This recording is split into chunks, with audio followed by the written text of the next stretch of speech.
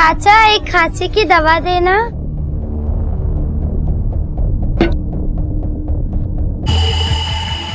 चोर चोर चोर!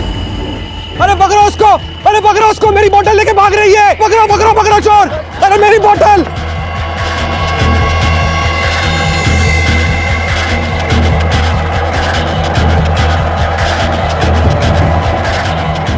इसको पुलिस के हवाले करते हैं ये! पुलिस के हवाले करते हैं! क्यों मारा इसको? छोटी बच्ची को मारते हो सामने आते थे? अरे साहब लड़की चोर है! इसने बोतल चुराई है! हाँ ये चोरी करके भाग रही थी ये! नहीं मैंने चोरी चलो अच्छा जाओ, मैं देखता हूँ इसको। चलो। अरे लेकिन साहब जाओ।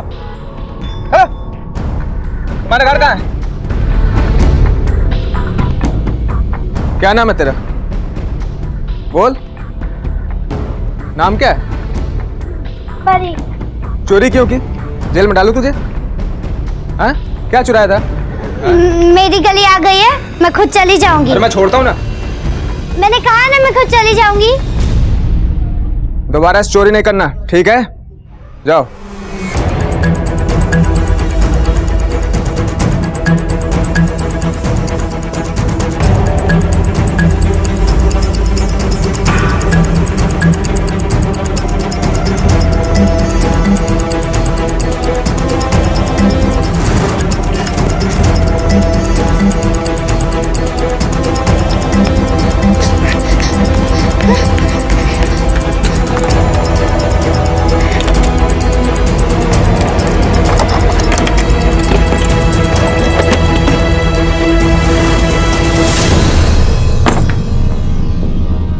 तितली, तितली, तितली, दीदी आप आ गई। हाँ इधर बैठ।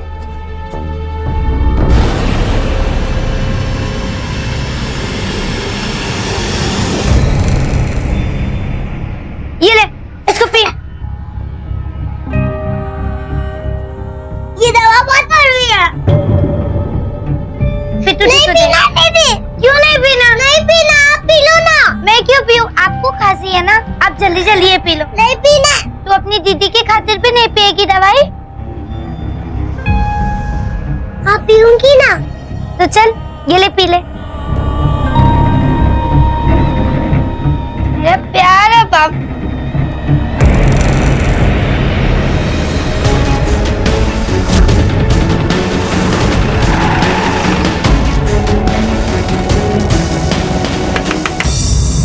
दीदी कौन होगा? तू ध्यान मत दे।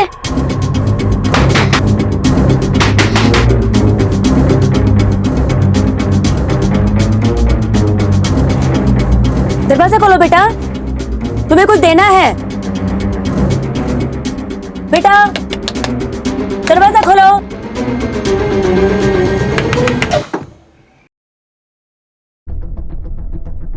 मैंने कुछ नहीं किया, मैंने वो वापस कर दिया। मैंने चोरी नहीं की। हम जानते हैं बेटा, तुम्हें डांटने नहीं है। पापा को बुलाओ, उनसे बात करें।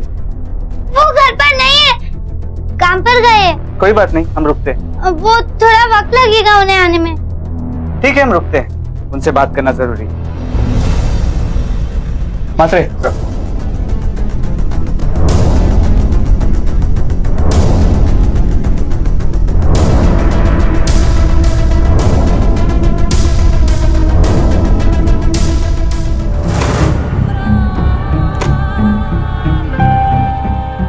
बैठ जा।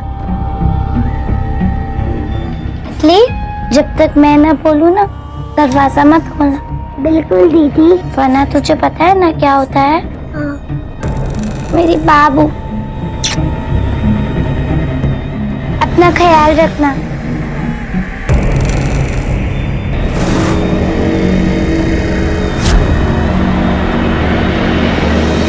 साहब वो लोग बहुत दिन से दिखे ही नहीं। हाँ साहब, सभी लोग अपने अपने लाइफ में बिजी है, किसी का ध्यान गया ही नहीं। साहब मेरे को तो लगता है कि उसके माँ बाप और उस छोटी लड़की को जाके बहुत टाइम हो गया। कोई इतनी छोटी बच्ची को रख के गांव जाता है क्या?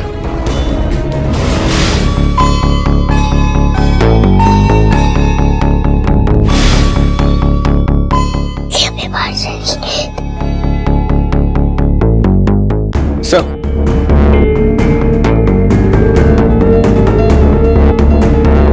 परी बेटा, यहाँ तुम्हारे माँ बाप कहाँ हैं? गाँव गए तो पहले झूठ क्यों बोला कि काम पे गए हैं? ऐसे ही। ये कौन है? तुम्हारी छोटी बहन? हाँ, ये कहाँ है? वो भी माँ पापा के साथ गाँव गई। छुट्टी है ना तितली की। तुम्हें अकेले छोड़ के? हाँ, मात्र इसके गांव चल के इसके माँ बाप से बात करते हैं। इतनी छोटी बच्ची को अकेले कैसे छोड़ के गए? मैं छोटी थोड़ी ना हूँ, 12 साल की हूँ। फिर भी बात तो करनी पड़ेगी ना। चलो मात्रे। रुको, वो तरस पता नहीं कहाँ गए, कहीं तो गए, पता नहीं। क्या माँ बाप वाकई इन छोटी बच्चियों को छोड़कर कहीं चले गए थे या फिर उन्हें कुछ हो गया था? परी ने अपनी बहन को अलमारी में छिपा कर रखा था, पर क्यों? क्या दुनिया से झूठ बोलती आई इस 12 साल की लड़की का अपने माँ बाप के लापता होने से भी कोई संबंध था? तुमने आखिरी बार कब देखा था माँ और बाबा को और तुम्हारी छोटी बहन तितली को? वो मैं क्या बेटा, सच बताओ। माँ और तितली 15 दिन से बाहर गए और बाबा उससे पहले से गए, लेकिन वो जाते रहते हैं।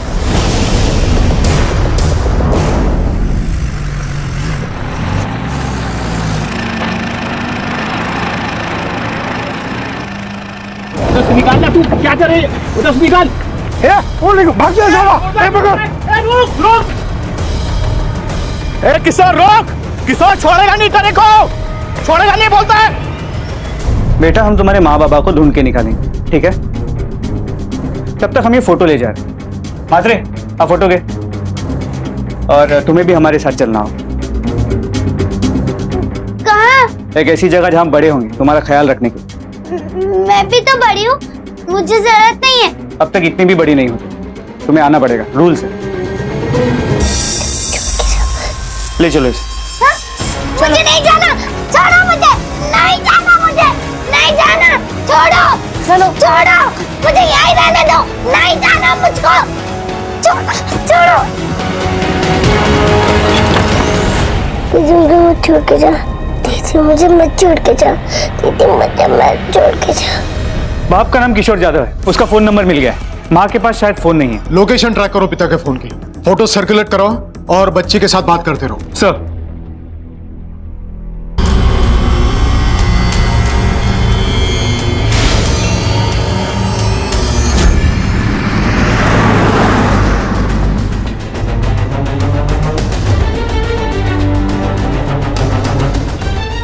लगता है चाकू से वार हुआ है। बॉडी को पोस्टमार्टम के लिए भेज दो। मुझे नहीं रहना है, जाने दो मुझे, मेरे माँ और पापा आ चुके होंगे, मुझे कितनी डांट पड़ेगी, जाने दो, नहीं जाना मुझे, नहीं जाना।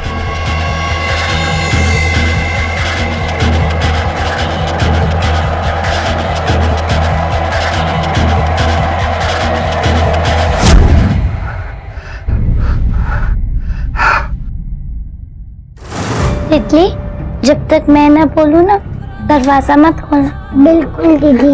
वरना तुझे पता है ना क्या होता है? दीदी भागी है, दीदी आएगी, हमें हम ले लेंगे। तितली, अपनी बड़ी बहन को माफ कर दे। मैं आ रही हूँ तितली, मैं आ रही हूँ।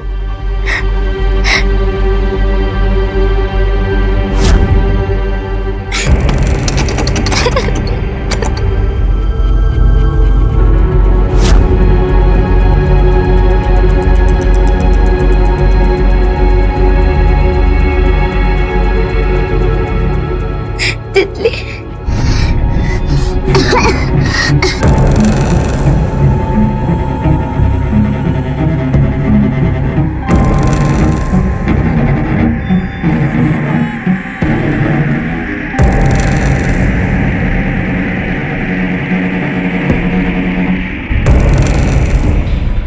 डेड बॉडी की अब तक कोई भी इंफॉर्मेशन नहीं मिली है। कौन था, कहां से आया, कुछ भी नहीं। नो बटवा, नो फोन, और बॉडी के आसपास भी कुछ भी नहीं मिला। शर्मा तुम एक काम करो, आसपास के सभी पुलिस स्टेशन में इसकी फोटो डिस्पैच करवाओ और देखो कि शायद किसी ने इसके बारे में कंप्लेन दर्ज की हो। Yes sir. सर समझ में नहीं आ रहा है कि मामला क्या है, बार बार घर जाने की रट लगा रहे। सर, बच्चे की हेल्थ रिपोर्ट। कुपोषण। सर बच्ची अंडर नरिश्ड। इतने दिन कम खाने से हुआ ये। कब सिर्फ चुराया था ना, जब तुमने उसे पकड़ा था। Yes sir. अरे साहब लड़की चोर है, इसने बोतल चुराए है। सर लेकिन इसमें तो कोई खांसी का जिक्र नहीं है। एग्जैक्टली। तो कब सिर्फ किसके लिए? शायद किसी और के लिए लिया हो। या सर कहीं उसे कफ सिरप की लत तो नहीं लग गई?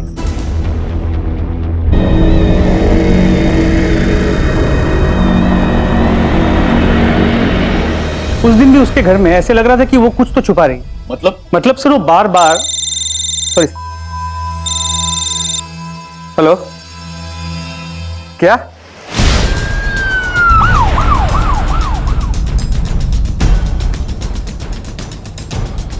सर पूरा सेंटर ढूंढा, कहीं भी नहीं मिल रही है।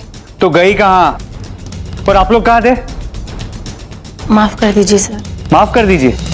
आखिरी बार कब देखा था उसे? कल रात को भी थी और सुबह के नाश्ता भी की उसने, उसके बाद वो कमरे में नहीं मिली। कैसी सिक्योरिटी आप लोगों की? एक 12 साल की बच्ची ऐसे कैसे जा सकती है? कितना खतरा होगा उसे इस शहर में अकेले। अंकल अंकल, ये कौन सा रास्ता है और मीना नगर जाने का कौन सा रास्ता है? एक काम करो, आप यहाँ से राइट ले लो, आ जाएगा। ठीक है ठीक।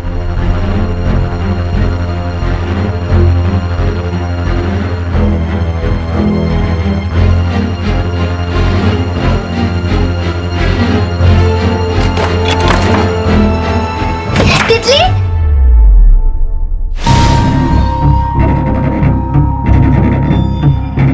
तितली, तितली, तितली, तितली कहाँ हो तुम?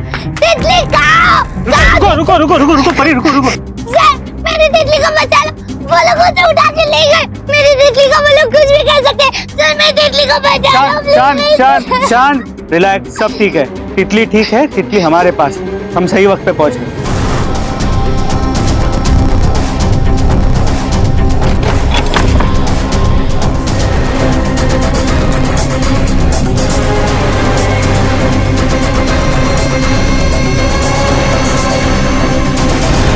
सर,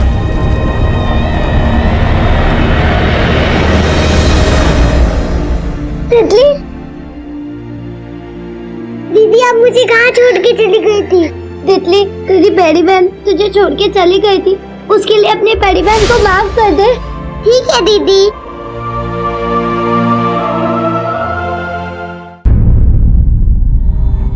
मेरी बात ध्यान से सुन। वो जो भी हुआ था ना, हाँ, किसी को भी मत बताना, क्योंकि अगर तू बताएगी ना तो अच्छा नहीं होगा। ठीक है दीदी। तू मेरी प्यारी बाबू है ना, अपनी बहन से प्यार करती है ना? हाँ।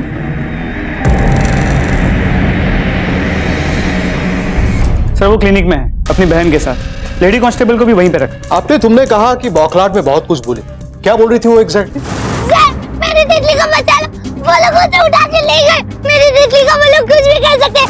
मतलब उसे लगता है कि कोई तो है जो तितली को नुकसान पहुंचाना चाहता है। कौन हो सकता है ये? उस दिन भी उसने झूठ बोला कि तितली अपने माँ बाप के साथ बाहर गई, जबकि तितली अलमारी में बंद थी। तो मुझे लगता है कि वो अपनी बहन को बचाने के लिए झूठ बोल रही। सर, पहली बार जब मैंने उसका पीछा किया था तो उसने पूरा घर लॉक करके रखा, मुझे लगा चोरी किया है इसलिए, पर अब तो ऐसा लगता है कि उसने अपनी बहन को छिपाने के लिए ऐसा किया। आपने घराच्या आजूबाजूला चौकशी करा, देखो उनके माँ बाप के साथ संबंध कैसे थे, क्या बेटियां माँ बाप से डरती थी, पूरी फैमिली की हिस्ट्री निकालो। हो सर, चलो। कांस्टेबल मात्रे को आप ही ने बताया था कि बच्चियों की माँ को आपसे प्रॉब्लम थी। परी और तितली की माँ लता पड़ोस की और उनके यहाँ लगातार जाया करती थी। पहले मेरे को लगा बच्चियों पे ध्यान नहीं देती, इसीलिए मैं उसकी बच्चों से हंस बोल लेती थी। और कुछ? लगता है पैसे का प्रॉब्लम था, रोज झगड़े होते थे, मेरे घर में सब आवाजें आती थी। चिल्ला मत तू, मुझे क्या पता था कि पैसे ऐसे अचानक से डूब जाएंगे। एक तो वो लोग आके धमकी देके जा रहे हैं, ऊपर से तेरे नाटक। लेकिन साहब कितना भी प्रॉब्लम हो, दूसरे मर्द के साथ चक्कर वगैरह वो सब तो ठीक नहीं है ना साहब। अब अरुण को छोड़िए, आगे वो जो बनिए की दुकान है ना, वहाँ का बनिया कुछ ज्यादा ही मेहरबान था लता पर, फ्री में सामान देता था साहब। मैंने खुद अपनी आंखों से देखा, कभी भी पैसे नहीं लिए। क्यों? कोई ना कोई तो चक्कर होगा ना साहब। कुछ नहीं साहब, वो तो लोग तो यूं ही खाली पीली फुकट में ए, चुपचाप पूरा सच बता दे, वरना तुझे फुकट में थाने ले जाके फुकट में तुझसे क्या क्या उगलवाएंगे ना, तूने सोचा भी नहीं होगा। चल बोल। वो लता अकेली थी साहब, उसको मदद चाहिए था तो हम दोनों, मतलब इसमें तो मेरा कुछ गलती नहीं है ना साहब। वो लता का पति, वो जानता था तुम दोनों के बारे में? वो अगर जानता भी तो वो कुछ नहीं करता साहब, वो हारा हुआ खिलाड़ी था साहब, उसको शराब गटकने के अलावा और कुछ भी नहीं आता था साहब। क्या मस्त दिख रहे ले रहे। शर्म नहीं आती क्या तेरे को? क्या खुल्लम खुला छेड़ रहा है लड़की को? तो तेरे को चढ़ू क्या? जा चुपचाप घर जा अपनी बीवी के पास। ए, तू अपना देख, 2 टके का मेरे को बोलेगा? साहब मैं तो उधार पर उनको सामान देता था, मेरे भी बच्चे हैं और मुझे पता है उनकी 2 बच्चियां हैं। मैं नहीं चाहता था कि उनको भूखा सोना पड़े। साहब उनका वो बाप एकदम का बेकार आदमी किशोर, किसी की मदद करना अपना फर्ज बनता है ना साहब।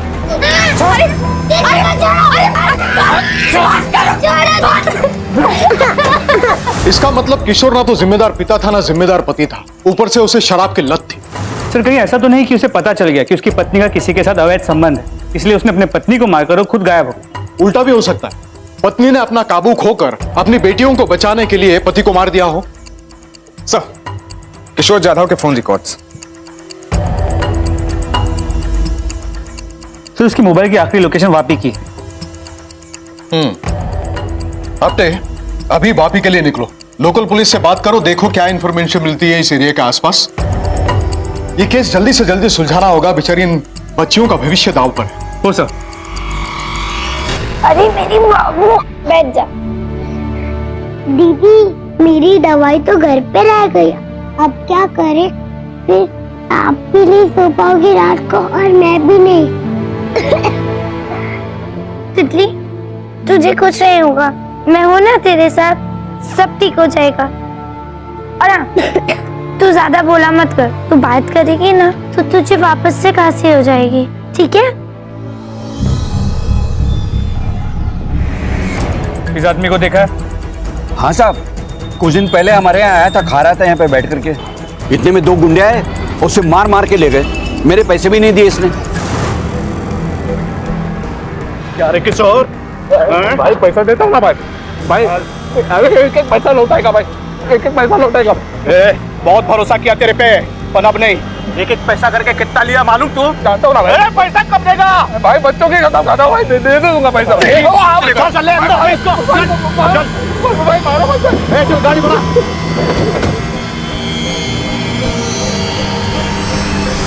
वो दोनों गुंडों की शक्ल याद है? ब्यौरा दे पाओगे? हाँ हाँ बिल्कुल याद है, मैं बता सकता हूँ।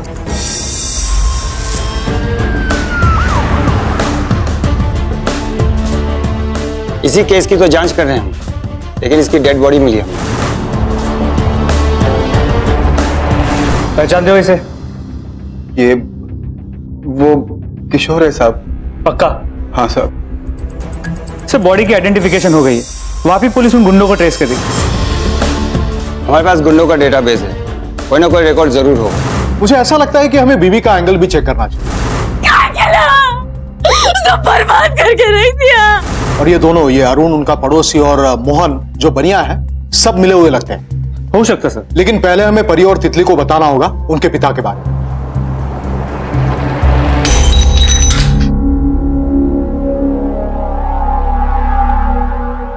फिर से साफ करना पड़ेगा। अरे बेटा इधर आ जाओ, कितने बार बोला ठीक से रखा करो, तुम्हें लग सकता था ना। क्यों डांट रहे हो इसे? ये मेरी छोटी बहन है, दिखाई नहीं देता कितनी छोटी है वो। उसको डांट नहीं रही, उसको समझा रही हूँ। नहीं, गलत है उसको समझाने की, मैं वो मेरी बहन है, समझे तुम? जाओ यहाँ से। पागल है क्या? तुझे यहाँ पे पागल खाने पर होना चाहिए। तुम्हें होना चाहिए, जाओ यहाँ से, जाओ तुम यहाँ से। पागल है तू, वो मेरी बहन नहीं आ रहा है तुझे? क्या कर रही है? मेरी बहन है वो, समझी ना? अब जरा बाहर जाइए, बच्चों से कुछ बात करनी है। ठीक। बेटा तुम्हारे बाबा मर चुके हैं। दीदी बाबा, दीदी दीदी बाबा, दीदी बाबा, दीदी दीदी बाबा, दीदी दीदी बाबा। और माँ? माँ का कुछ पता नहीं चला है, हम उसे ढूंढ रहे हैं।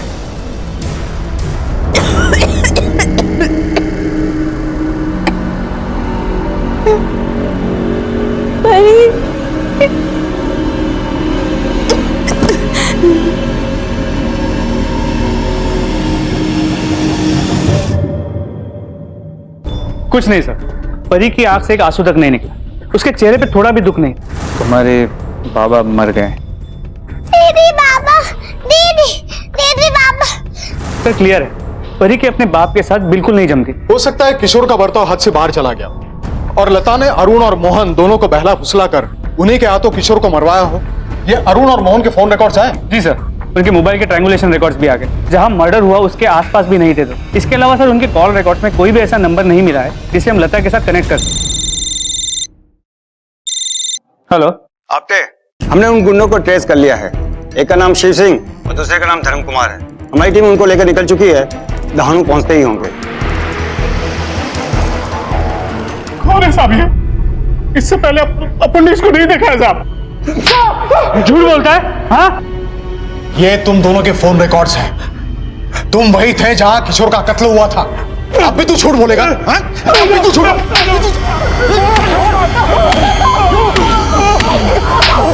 सब सच बता दो साहब, सब सच बता दो। बोल साहब, उस पे बहुत सारा कर्जा बाकी था साहब, उससे वसूली करने का था अपने को, लेकिन वो मर गया साहब अपने हाथ से। ये किसी रोक रोक साला, रोक रोक।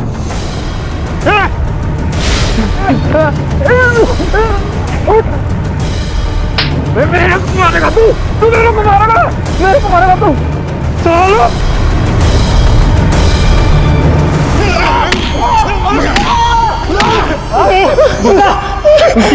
लता, उसके साथ क्या किया? उसके बारे में जानते थे, किशोर के बारे में साहब। उसकी बीवी का क्या हुआ नहीं, वो पुलिस को नहीं मालूम। माँ को समझाओ।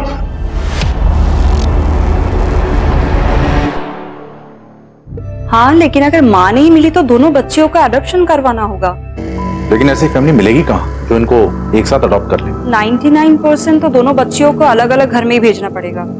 तितली तो छोटी है, वो अडॉप्ट हो भी जाएगी, पर मुझे टेंशन है परी की। वो बड़ी है और काफी गुस्से वाली है, शायद से उसको ऑर्फनेज भी भेजना पड़े। देखते हैं। दीदी चुप। मुझे पता है तू क्या सोच रही है। तू यही सोच रही है ना, कहीं कोई भी हमें एक दूसरे से अलग ना कर दे। तो तू चिंता मत कर, मैं हूं ना तेरे साथ।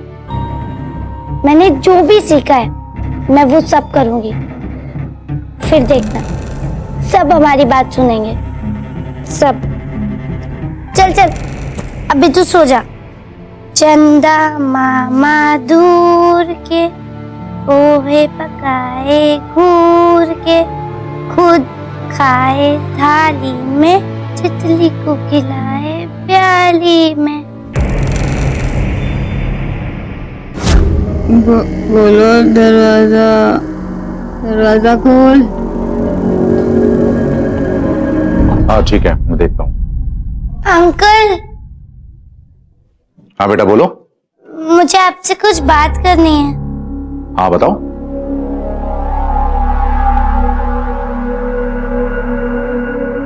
क्या हुआ बेटा, सब ठीक है ना?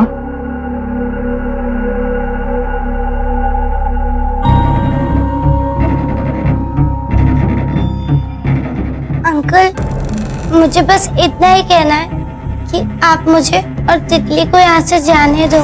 मैं उसका पूरा ख्याल रखूंगी, वादा रहा। आप जाने दो ना मुझे।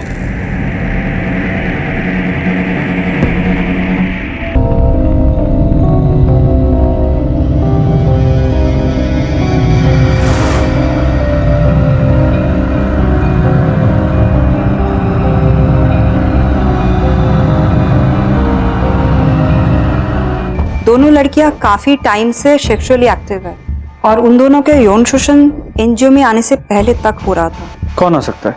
उनका बाप या और कोई? क्या लड़कियों ने किसी का नाम लिया? वो दोनों तो इस बारे में बात करने को भी तैयार नहीं है, खासकर परी। परी, तुम्हारे घर पर कौन कौन है? बताओ बेटा। तितली तुम बताओ। बोलो परी, क्या हुआ था तुम लोगों के साथ? मैं तुम लोगों की मदद करूंगी। परी का यौन शोषण अभी तक चलता आ रहा था, जबरदस्ती की जा रही थी उसके साथ। घाव काफी ताजा है। सर यकीन नहीं होता, इतनी छोटी बच्चियों के साथ ये सब। सर कहीं ऐसा तो नहीं कि उनका पिता किशोर उनके साथ जबरदस्ती कर रहा था, उनकी माँ लता को पता चल गया तो किशोर ने लता को मार दी और फिर खुद कर्जे के चक्कर में मारा गया? नहीं आप हम यकीन के साथ तो नहीं कह सकते कि मां मर चुकी है, क्योंकि ना हमारे पास कोई सबूत है ना उसकी डेड बॉडी, और डॉक्टर के मुताबिक परी के साथ उसके एनजीओ पहुंचने से पहले भी बलात्कार हुआ। लेकिन उस वक्त तो किशोर लापता था, फिर वो इसके पीछे कैसे हो सकता है? सर ये भी तो हो सकता है कि परी झूठ बोल रही हो कि इसके पिता लापता थे डर के मारे, पर हमें ये भी नहीं पता कि एग्जैक्टली ये बलात्कार का सिलसिला रुका कब। ठीक है, फिलहाल हम किसी को क्लीन चिट नहीं देंगे, सब शक के दायरे में। जिसने भी एक घिनौनी हरकत की है उसे जल्दी पकड़ना होगा, और ये लता की खोज का पेरीमीटर जो है उसे बढ़ाओ। उसका मिलना इस केस के लिए और भी जरूरी हो गया। पता नहीं वो जिंदा है या मर चुकी है।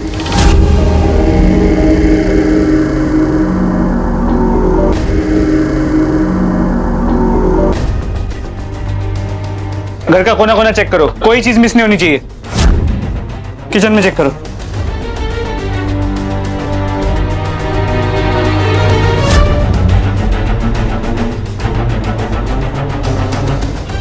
मात्रे सर, ये मेरे कपड़े फोरेंसिक्स में भेज दो। Okay sir.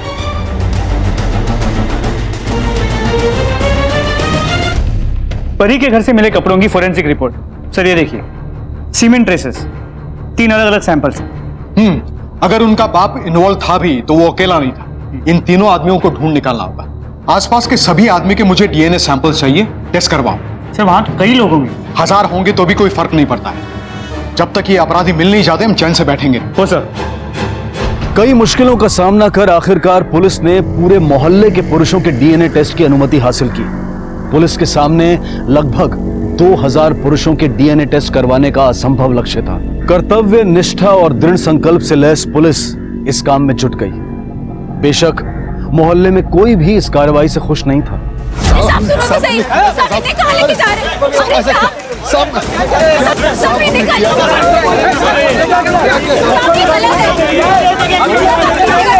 क्या चुप हो जाइए, आप क्या करना चाहते हैं? क्या चुप? लगता है मीडिया को बोलना पड़ेगा। मेरी भतीजी मीडिया में, अभी बुलाता हूँ मैं उसे। आपको जो करना है ना आप कर सकते हैं। हमारे पास कोर्ट के ऑर्डर्स, तो जांच तो करवानी ही पड़ेगी। अगर आप लोग प्यार से सहयोग करें तो अच्छा है, वरना जबरदस्ती करनी पड़ेगी। अब आपके हाथ में, आप जबरदस्ती चाहेंगे, आप प्यार से सहयोग करेंगे। ये क्या मजाक चल रहा है? क्या बोला? मजाक? तुझे ये सब मजाक लग रहा है? 2 बच्चियों के साथ बार बार बलात्कार होना मजाक है तेरे लिए? क्यों? तेरे घर में तेरी बेटी के साथ नहीं हुआ इसीलिए? क्या लग रखा है? आप लोगों के नाक के नीचे, आप ही के मोहल्ले में इतना सब कुछ होता है और आप लोगों को भनक तक नहीं लगती। कब जागोगे आप लोग? जब आपके घर में आपकी बेटी के साथ होगा तब। आते सर, सबके सैंपल ले लो। Okay sir. और अगर कोई नहीं मानता है तो पता है ना क्या करना है। Okay sir. साहब, अरे मेरे बाजू साहब, दोनों को थाने ले चलो। तुम उसे जुएनल हम छोड़ दो। साहब वो बच्चा है साहब। जल्दी। बच्चों के साथ बलात्कार, इतनी छोटी बच्चियों के साथ, शर्म नहीं आती तुम्हें? अब क्यों रो रहे हो? हाँ? कहाँ गई तुम्हारी मर्दानगी? पुलिस का तमाचा पड़ता ही सारी आवाज निकल गई तुम्हारी। माफ कर दो साहब, पर मेरे बेटे को छोड़ दो। बच्चे को छोड़ दो। हाँ, परी और तितली भी किसी की बच्चियां हैं। माना साहब, हमसे गलती हो गई साहब। हमने परी और तितली दोनों के साथ गलत किया साहब। यकीन मानिए साहब, हमने उनके साथ जबरदस्ती नहीं की। क्या मतलब है तुम्हारा? साहब वो लड़कियों की माँ खुद ही लेके आई उन लड़कियों को हमारे पास। साहब हमने कुछ नहीं किया साहब। मैंने पहले ही बोला था ये साला पैसा डुबा देगा। क्यों रे किशोर? पैसा लेने टाइम भाई पैसा दो, पैसा दो, पैसा दो, और रिटर्न करने टाइम किशोर डेट बोल, टाइम बोल। पैसा कब देगा? नहीं तो काट डालेगा तेरे को, समझा क्या? अबे ऐसा तुरंत कैसा बोलेगा भाई? लेकिन पैसा देगा भाई। ए, तेरा नाक पट्टी बंद कर। पैसे दे देंगे, शपथ। कैसे भी करके आपके पैसे दे देंगे, मैं बोलती है ना। ए ढक्कन, पैसा ला, कहीं से भी ला, नहीं तो उठा के लेके जाऊंगा तेरी बीबी को, और फिर पूरा पैसा वसूलेगा, समझा? तू अच्छी तरीके से पहचानता है हम लोगों को। पैसे का इंतजाम कर, नहीं तो चल।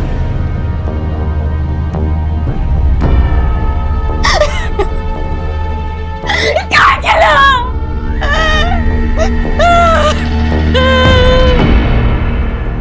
सब बर्बाद करके रख दिया। ए, चिल्ला मत तू। मुझे क्या पता था कि पैसे ऐसे अचानक से डूब जाएंगे। एक तो वो लोग आके धमकी देके जा रहे हैं, ऊपर से तेरे नाटक। अरे वो लोग मेरे साथ करेंगे, उसका कुछ नहीं।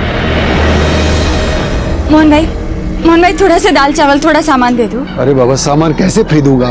कल को तो मैं रास्ते पे आ जाऊंगा। मोहन भाई मुफ्त में नहीं चाहिए, पैसे आएंगे ना, अभी नहीं है, आएंगे तब मैं दे दूंगी थोड़ा सा दाल चावल। जब पैसे आ जाएंगे तब आ जाना, ठीक है? आप जो बोलेंगे मैं करूंगी। ये मेरी बच्चियां है ना, वो भी आप जो बोलेंगे वो करेगी, है ना बेटा? चाचा जो बोलेंगे हम करेंगे ना। हाँ, थोड़ा सा दाल चावल दे दो। वो दोनों? हाँ, मैं बोलूंगी तो करेगी ना, करेगी वो, मैं जिम्मेदारी लेती हूँ ना। जय को भी खुश करेगी।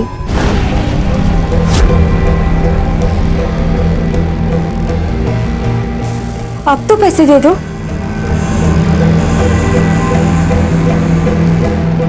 पापा, परी, तितली, माँ ने जैसा कहा था ना वैसे ही करना। अभी जय भैया और अरुण अंकल आएंगे ना, वो जैसा बोलेंगे वैसा ही करना,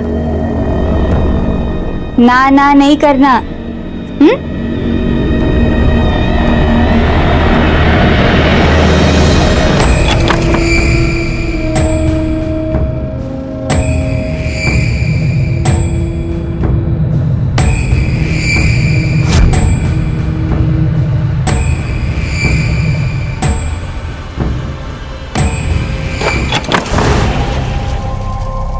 माँ ने जो भी बोला वो किया।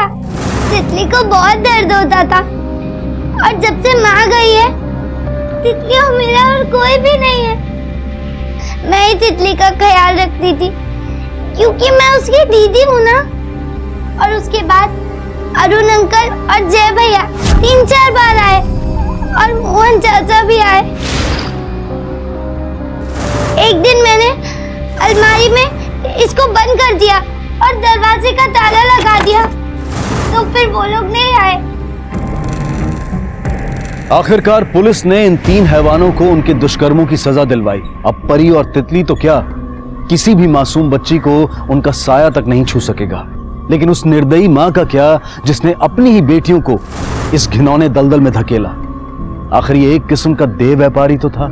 एक पल में परी और तितली की मां लता पुलिस के लिए पीड़ित से अपराधी बन चुकी थी, लेकिन उसके गायब होने से परी और तितली का तो कोई ताल्लुक नहीं था।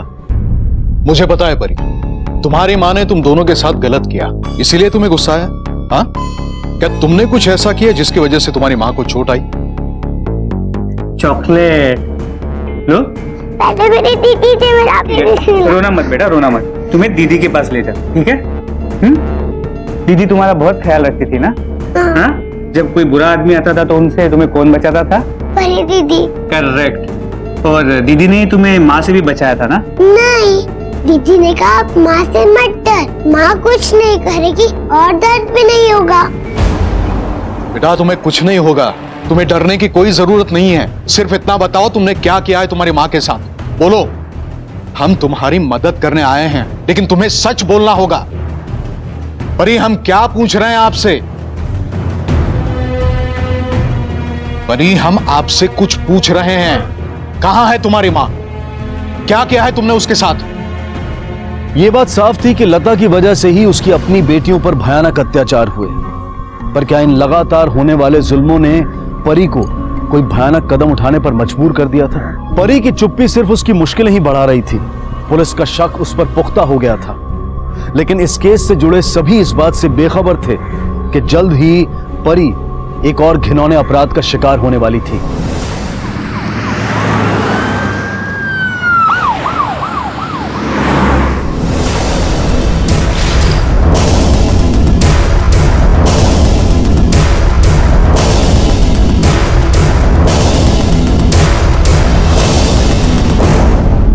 सर, पड़ोसियों से बात हुई, कोई कुछ खास जानता नहीं। परी कहाँ खेलने जाती थी, किसके साथ खेलती थी, उसके दोस्त कौन थे, सर किसी को कुछ नहीं पता। वाकई में लगता है उसका कोई सच्चा दोस्त था ही नहीं। इसके अलावा उसे स्कूल से 1 साल पहले निकाल भी दिया गया। किसी के भी घर आना जाना, किसी से बातचीत, कुछ भी नहीं। कुछ तो करती होगी, अकेले ही सही, या शायद तितली के साथ। वो दोनों बहुत क्लोज लगते हैं। एक काम करो आपके, तुम तितली से बात करो, वही इस गुत्थी की चाबी है। जी सर। Sir 1 minute. हाँ बोलो। क्या फिर से? सर, परी एनजीओ से फिर से भाग गई।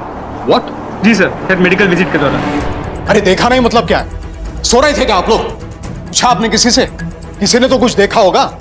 कोई आया था क्या यहाँ जिसके साथ हो गई हो? कोई नहीं सर, और हम लोग तो यहाँ से हिले भी नहीं थे। पता नहीं फिर वो कैसे। सर हमने सिक्योरिटी से ही पूछा लेकिन यहाँ कोई नहीं आया। सिक्योरिटी के बात छोड़ो, उनके रहते हुए क्या हो रहा है दिख रहा है। आप सीसीटीवी फुटेज चेक करो, अंदर का और बाहर का, और देखो आखिरी बार परी को कब देखा था। और तितली कहाँ है?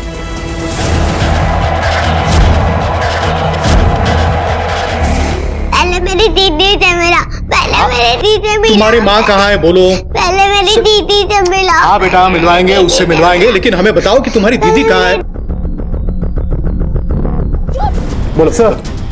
ये देखिए, ये आदमी और ये लाल गाड़ी जो गेट के बाई तरफ पार्क है। आप एपीबी इश्यू करो, आसपास के 6 किलोमीटर के रेडियस में नाकाबंदी लगवाओ, और ये नंबर से ओनर के डिटेल निकालो। लगता है ये पर्सनल दुश्मनी का मामला है। परी को किसी भी हालत में हमें बचाना है। ये लो पैसे और इसको ठिकाने लगा।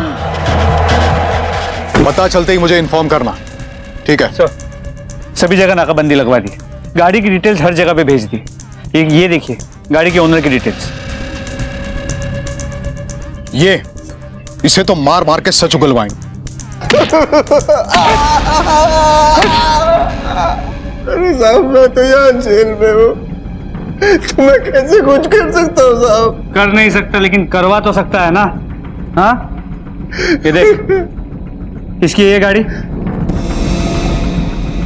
मेरी है साहब। और ये आदमी कौन है? सब कसम खा के बोलता हूँ साहब, कौन है ये मैं नहीं जानता। ये देख, अब की बार अगर झूठ बोला ना, यही उल्टा लटका के मारूंगा तुझे। सब कुछ सच सच बता दे। सच बोल रहा हूँ साहब, सच बोल रहा हूँ मैं। कस्टडी ठेवायाला। सर अरुण को कुछ नहीं पता, वो गाड़ी तो उसी की है, लेकिन वो जानता नहीं कि वो आदमी कौन है। समझ में नहीं आ रहा कि गाड़ी गई कहाँ। ना किसी पोस्ट से हमें कोई अपडेट मिल रही है, और ना उस आदमी की आइडेंटिटी एस्टैब्लिश हो रही है। बेचारी परी, पहले बलात्कार और फिर जान को खतरा। तितली आपको हेलो बोलना चाहती है।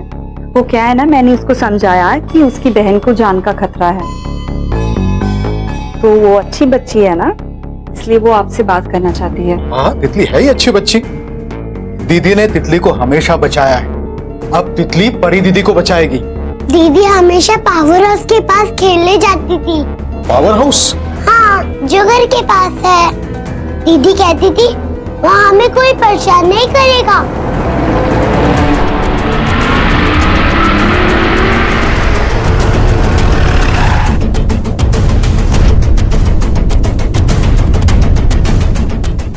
यादव पीछे जाके देखो। मात्रे ओपन कराए।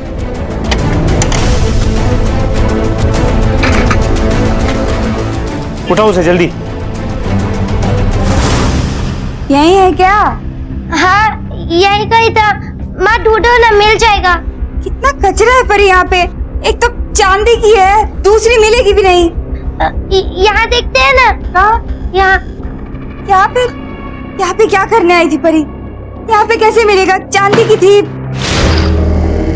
ए परी, परी बंद क्यों किया? दरवाजा खोल। परी देख, बहुत मारूंगी बाहर आके। खोल दरवाजा, बहुत हो गया। परी माँ, अब तेरी वजह से मुझे और तितली को किसी के पास नहीं जाना पड़ेगा। तितली को कितना दर्द होता था, मैंने तुझे बोला भी था, तो फिर भी। देख, ज्यादा दिमाग मत चला। खोल दरवाजा, बाहर आके गला दबा दूंगी तेरा। खोल। नहीं खोलूंगी। देख, मैं तेरी माँ हूँ, बहुत बुरा होगा तेरे साथ। खोल। परी खोल दरवाजा। छोड़ गई मरने के लिए अपनी ही माँ को। और क्या करती वो? अपनी ही बेटियों के साथ तूने क्या किया? मासूम बच्चियों को खुद गैर मर्दों के हवाले कर दिया। ऐसे नहीं थे साहब। पैसे का इंतजाम कर, नहीं तो उठा के लेके जाऊंगा तेरी बीबी को। कुछ चारा नहीं था साहब, इसलिए लड़कियों को भेज दिया। चंद पैसों के लिए अपनी बेटियों की जिंदगी बर्बाद करने की कोई जरूरत नहीं थी, समझी? ये कैसे माता पिता हैं जिन्होंने अपने स्वार्थ की वजह से अपनी ही बेटियों से वेश्यावृत्ति करवाई? बहरहाल पुलिस अब भी परी को बचाने में जुटी थी, इससे पहले कि अपहरणकर्ता उसे और नुकसान पहुंचाएं। लेकिन पुलिस की लगाई नाकाबंदी से भी कोई कामयाबी हासिल नहीं हुई। आखिर में पुलिस को तब जाकर भड़क मिली जब उन्हीं की हिरासत में कैद परी के पड़ोसी अरुण को कुछ याद आया। अरुण की पत्नी हो ना तुम? हाँ। अरुण ने कहा है कि गाड़ी की एक एक्स्ट्रा चाबी है जो तुम जानती हो कि घर में कहाँ रखी है। घर पे ही होगी। पूरा घर छान मार लिया, चाबी नहीं मिली। तो चोरी हुई होगी। अच्छा, चोर तुम्हारे घर में घुसता है, गाड़ी की चाबी लेके चला जाता है और तुम्हें पता तक नहीं चलता। अरुण ने हमें सब कुछ सच बता दिया है। तुम नफरत करती थी ना लता और उसकी दोनों बेटियों से। तुम नहीं चाहती थी कि तुम्हारा बेटा और तुम्हारा पति उनसे मिले, और उसके बदले में क्या मिला? उन दोनों ने तुम्हें ही घर से निकाल दिया, है ना? बताओ परी कहाँ है?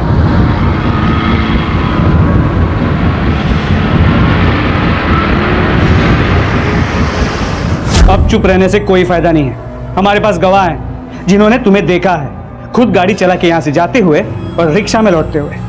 तेरा हर झूठ पकड़ा गया है। वैसे भी तुम्हारे पति और तुम्हारे बेटे ने उन दोनों की जिंदगी बर्बाद कर दी है। बर्बाद तो उन तीनों ने की मेरी जिंदगी। हमारा अच्छा खासा घर था, पूरा खराब कर दिया। वो तीनों गिरे हुए लोग हैं। पहले तो मेरे पति और बच्ची को छीन लिया मुझसे, फिर उनको जेल भिजवा दिया। और वो दोनों, तुम्हारा पति और तुम्हारा बेटा, वो क्या दूध के दूल्हे? अरे बच्चियां हैं वो दोनों, एक 12 साल की और एक 6 साल की। उनके साथ बलात्कार कर दिया। तुम्हें बच्चियों पे गुस्सा आया, लेकिन तुम्हारे पति और तुम्हारे बेटे की हैवानियत पे गुस्सा नहीं आया। हाँ, परी कहाँ है? मुझे अपने पति और बच्ची को बचाना था। अगर परी मर जाएगी तो कोई सबूत ही नहीं रहेगा, और फिर उन दोनों को सजा भी तो नहीं होगी। बस मैंने अपने भाई को कह दिया कि ये पैसे पकड़ और उसको ठिकाने पे लगा।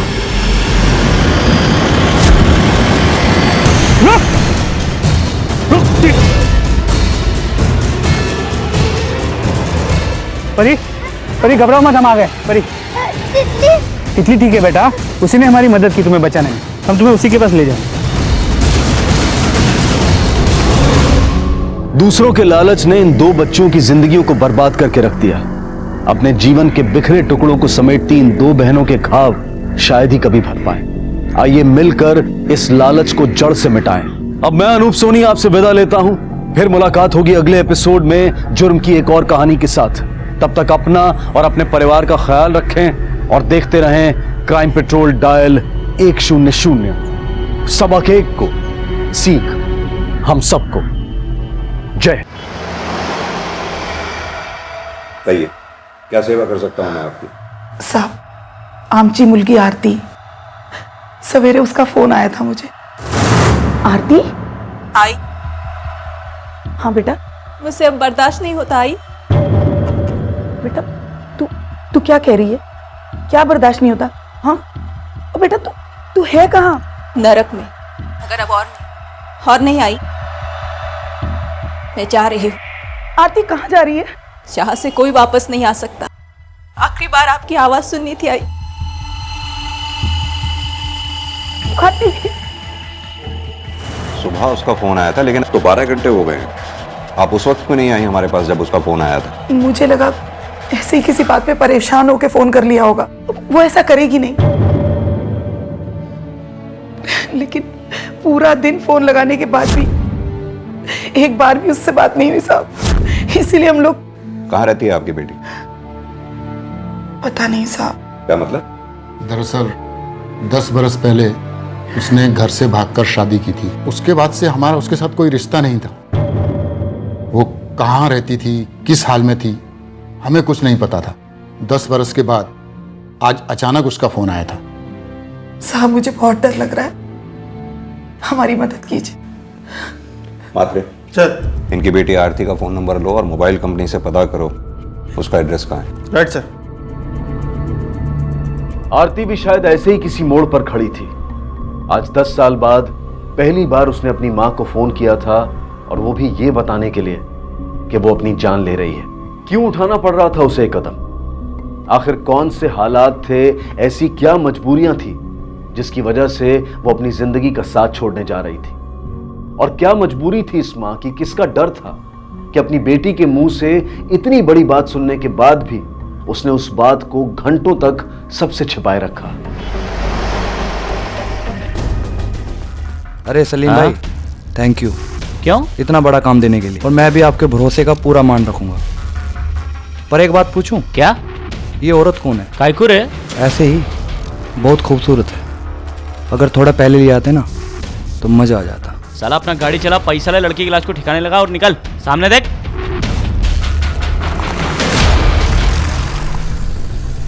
इन्हीं लोगों ने परेशान किया होगा उसे। मेरी बेटी ऐसा कभी नहीं कर सकती थी। ये झूठ है सर। मैं मानता हूँ परेशान थी कुछ दिनों से, पैसों की तंगी चल रही थी सर, कभी कभार चिड़चिड़ी हो जाती थी। वो हमारे झगड़े भी हुआ करते थे सर, लेकिन आरती सुसाइड नहीं कर सकती। नहीं सर, कभी नहीं कर सकती सुसाइड। कब देखा आखिरी बार तुमने इसे? आज दोपहर में सर। दरअसल मेरी कपड़े की दुकान है सर, पास ही में है। मैं रोज खाना खाने घर ही आता था। आज भी आया था सर 2 बजे। जब मैं आया तो वो कमरे में सो रही थी सर। शायद उसका सर दर्द हो रहा था, तो तभी देखा था सर मैंने। आप तो उस समय घर में ही रही होंगी जब आरती घर से गई। मुझे तो पता भी नहीं चला। जब नितिन स्कूल से आया तब पता चला कि आरती घर पर नहीं है। कितने बजे होंगे उस वक्त? करीब 3:30 बजे होंगे। 403 वाली आरती मैडम गायब हुई, तुम ही थे ना ड्यूटी पे? जी साहब। फिर भी तुमने उन्हें आते जाते नहीं देखा? आज वो घर से निकली ही नहीं, मुझे अच्छे से याद है। कुछ और देखा हो जो रोजमर्रा से अलग हो, जैसे कोई बाहर का अनजान आदमी आरती मैडम के घर आया हो, गया हो? योगेश साहब और सुप्रिया, उनके अलावा उनके घर पे और कोई नहीं गया। ये सुप्रिया मैडम कौन है? योगेश साहब की जो माँ है, उनकी मालिश करने आती है रोज सवेरे। ठीक है, तुम जा सकते हो। तुमने कहा आरती पैसों की कमी से परेशान थी, उस कमी की कोई खास वजह? मेरी आई की बीमारी सर। कुछ महीने पहले मेरी आई का एक्सीडेंट हुआ था। 3 महीने तक आईसीयू में थी मेरी आई। मेरी सारी सेविंग्स इनके इलाज में खर्च हो जाती थी सर। और तो और ऊपर से कर्जा इतना था कि। कितना कर्जा था? 30 लाख से। साहब जी, सुबह से रात तक उनके घर में चिकचिकबाजी रहती थी। आरती और योगेश के बीच? दोनों सास बहू के बीच में। सास बहू के बीच झगड़े की कोई खास वजह? कोई खास वजह नहीं थी, यही घर के छोटे मोटे काम, झाड़ू पोछा, देर से खाना बनाना, बस यही वजह थी। एक लड़की पूरे 10 सालों से अपने परिवार से कोई कांटेक्ट नहीं रखती है, फिर अचानक एक दिन फोन करके इन्फॉर्म करती है कि वो जान देने जा रही है। मैं जा रही हूँ। आरती कहाँ जा रही है? जहाँ से कोई वापस नहीं आ सकता। घर से दूर जाकर जान देने वाली बात गले नहीं उतरती। और अगर ऐसा हुआ भी होता तो किसी ने तो उसे बिल्डिंग से बाहर आते जाते देखा होता, एटलीस्ट वॉचमैन ने। सर हो सकता है उससे चूक हुई हो, जब आरती निकली हो तो वो उसे ना देख पाया हो। लेकिन ये भी हो सकता है कि आरती खुद बिल्डिंग से बाहर निकली ही ना हो। एक काम करो, आरती की फोटोग्राफ्स आसपास के थानों में सर्कुलेट करो, उसकी मिसिंग रिपोर्ट दर्ज करो। हालांकि मुझे लग रहा है ये ना तो मामला मिसिंग का है और ना ही सुसाइड का। मामला कुछ और ही है।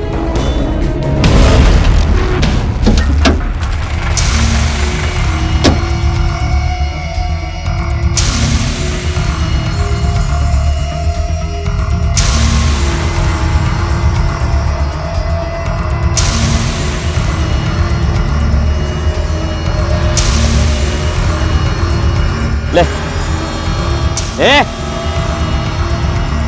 चल चल जल्दी कर।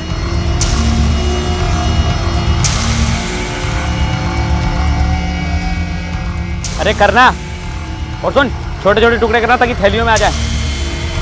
नहीं खाना मुझे। बेटा देख, आई आएगी तो गुस्सा करेगी मेरे को, बोलेगी नितिन को अभी तक खाना नहीं खिलाया।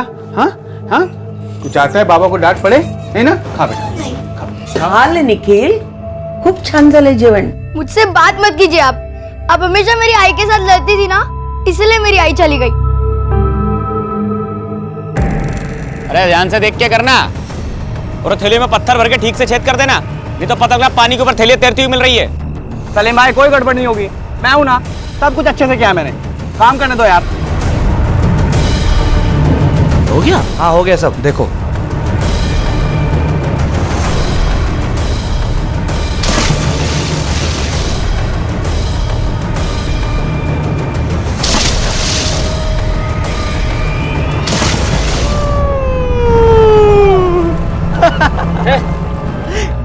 पुलिस पुलिस सुनी ना? थैली अंदर डाल जल्दी से। चल चल चल।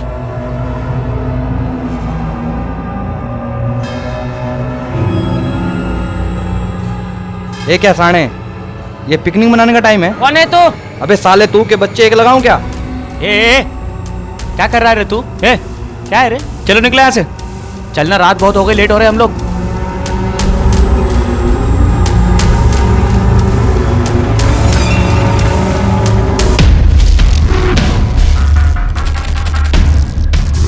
काका बघा काहीतरी आहे तिकडे.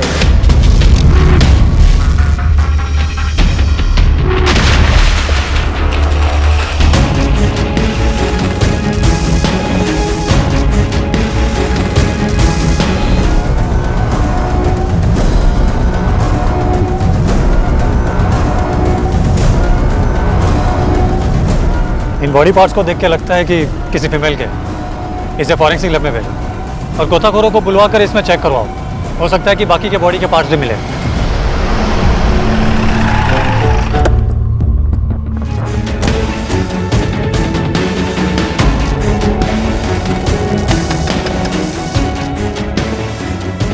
तुम आरती के घर उसकी सास की मसाज करने जाती थी? हाँ साहब, झगड़ा तो होता था और हमेशा होता था आरती भाभी और मार्जी के बीच में. किस बात पे झगड़े होते थे दोनों में? आरती भाभी अच्छी बहू नहीं थी साहब.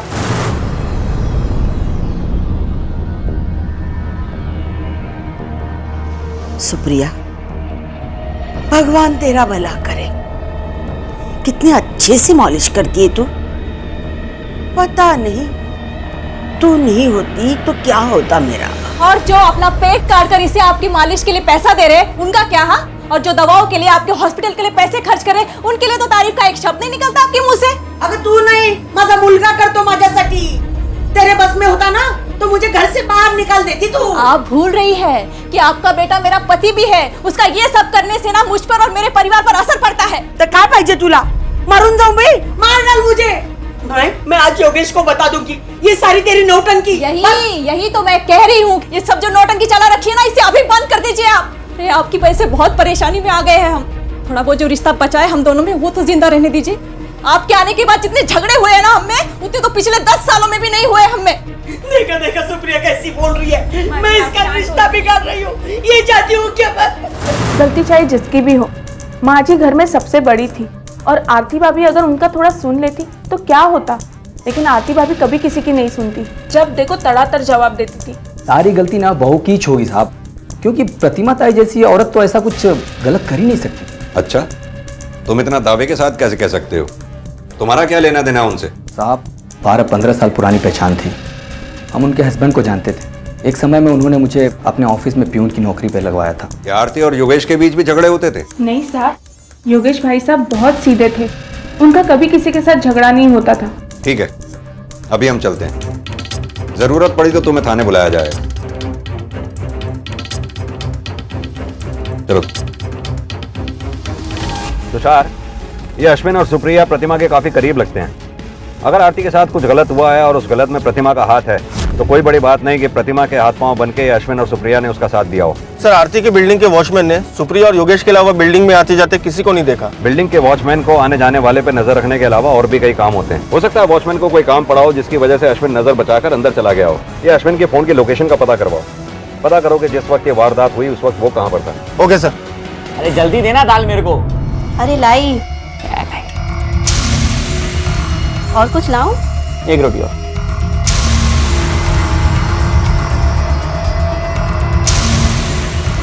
आज सुबह नासिक के इस झील में एक पॉलिथीन बैग पानी में तैरता हुआ मिला, जिसमें थे एक महिला की लाश के टुकड़े. पुलिस को शक है कि ऐसे और भी बैग्स झील में होने की संभावना है. आइए जानते हैं पुलिस से.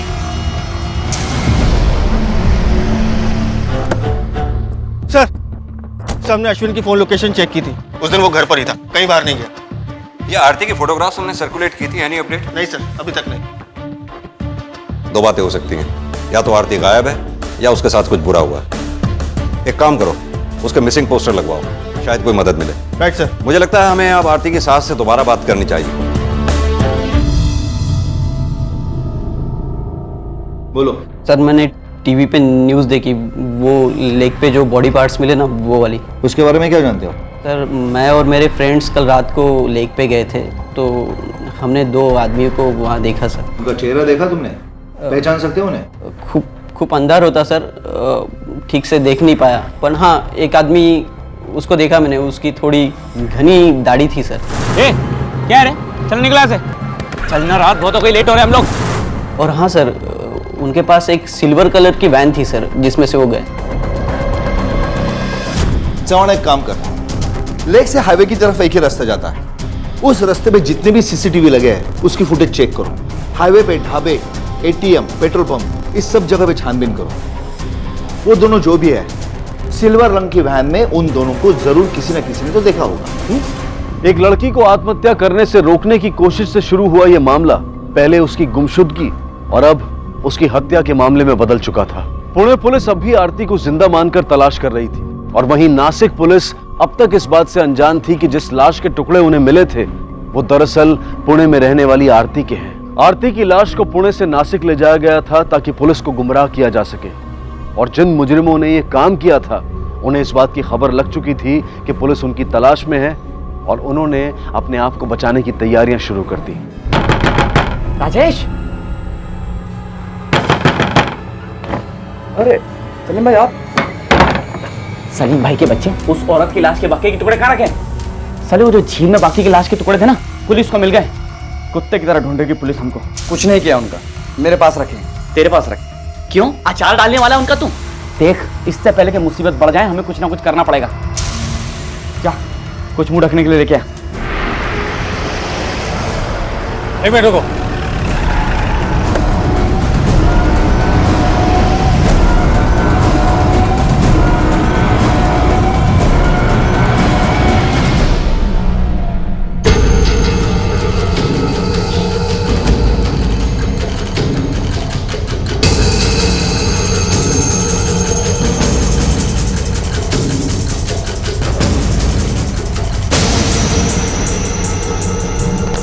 जवान एक काम करो, इन दोनों की तस्वीर और गाड़ी की डिटेल्स हर थाने भेज दो, हाई अलर्ट जारी करवा दो और हाईवे पे जहां जहां हो सके सब जगह पे नाकाबंदी लगवा दो। एक भी गाड़ी विदाउट चेकिंग की बाहर नहीं निकलनी चाहिए। Yes sir.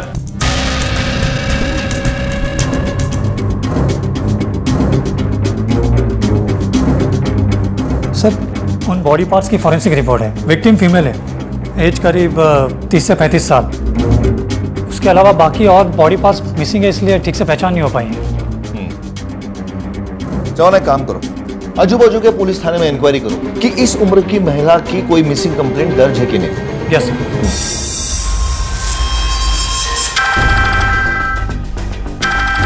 हेलो। हाँ सर, वहाँ आसपास के लोगों से पता किया है और 2 दिन में एक आदमी आया जाया करता था।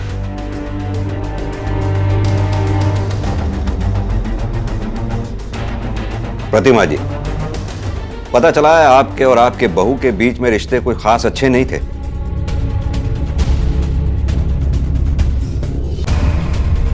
पंखे नहीं, पर्दा हटा दो सर।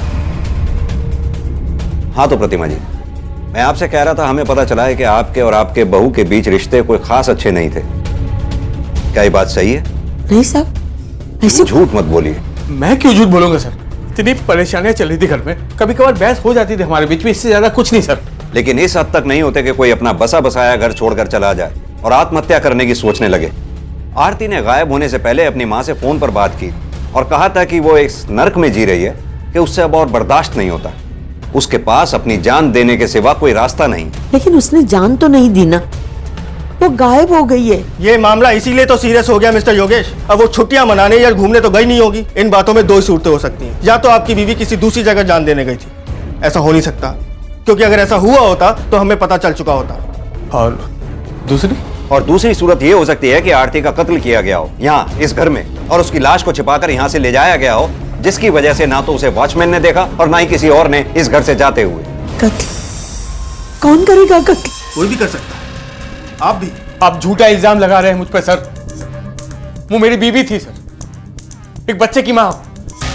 मैं भला ऐसे क्यों करूंगा? खैर छोड़िए, आप ये बताइए कि आरती का किसी के साथ अफेयर था? किसने बताया आपको? मतलब कि था। कौन था वो? प्रतिमा जी, मैं आपसे कुछ पूछ रहा हूं, कौन था वो? आरती, बघतेस का कौन आलाय? कौन आलाय? योगेश आया है? नहीं, कोई नहीं, कोई सेल्समैन है। सेल्समैन था, मैंने भगा दिया। आप सो जाइए।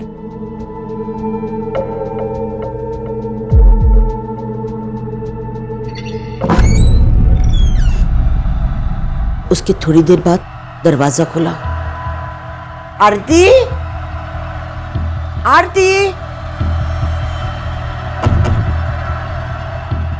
वो वापस जा रहा था लेकिन मुझे दिखाई नहीं देगा, इसलिए मैं खिड़की तक गई उसे देखने के लिए। कौन था वो?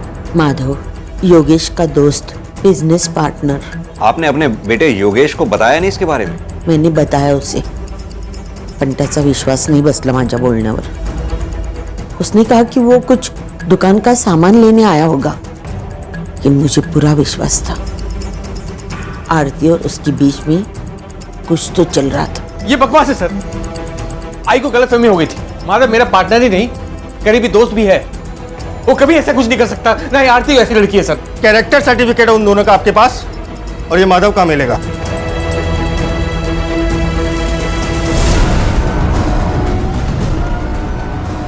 क्या हुआ?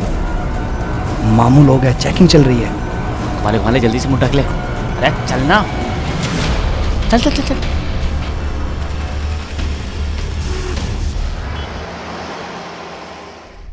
सर वो सुबह शाम पूजा का नियम बना हुआ है ना, इसलिए देर होगी। बताइए सर, क्या मदद कर सकता हूँ आपकी?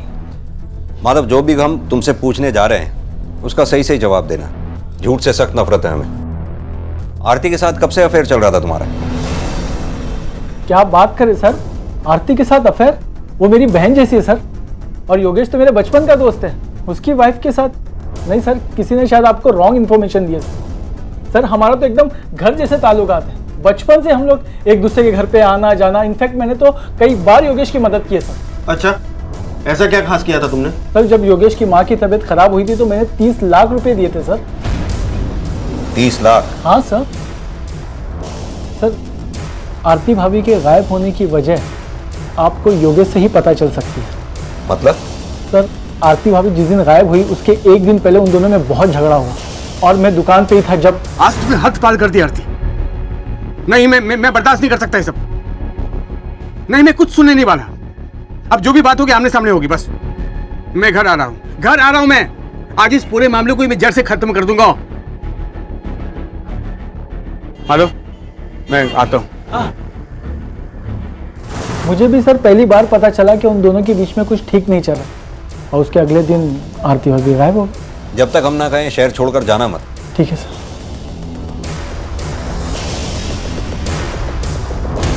योगेश, हमारा और आरती के बीच झगड़ा किस बात पे हुआ था? सर पैसे को लेकर। पैसों को लेकर?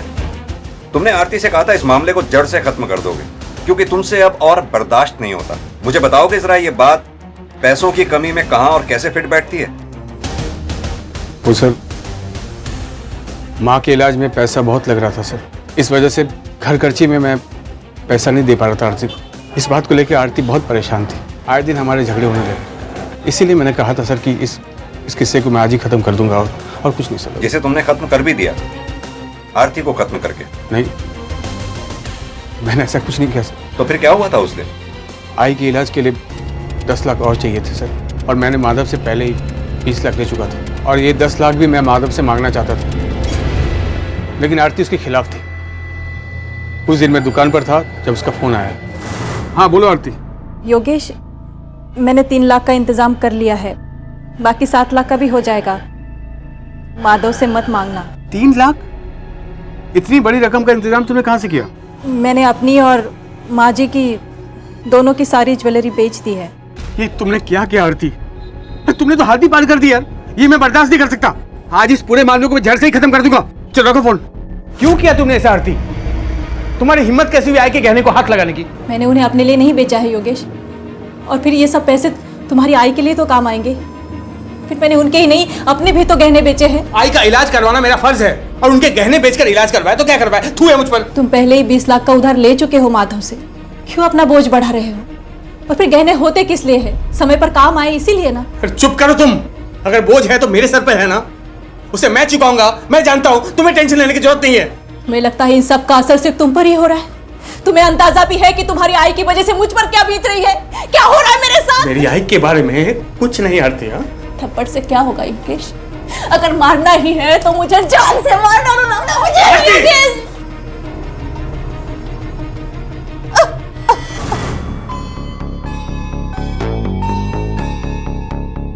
जिंदगी में पहली बार मैंने हाथ उठाया था सर आरती पर। मैं उसे मारना नहीं चाहता था, लेकिन आईसीयू में थी, पैसे का इंतजाम नहीं हो पा रहा था सर। आरती की झुंझलाहट, ये सब कुछ मैं झेल नहीं पा रहा था। ये हो क्या रहा मेरी जिंदगी में? आई अब तक नहीं मिली आपको? आ जाएगी बेटा, आज जो भूख लगी है ना, तेरे लिए कुछ मंगवाता हूं, खाना खाएगा बेटा?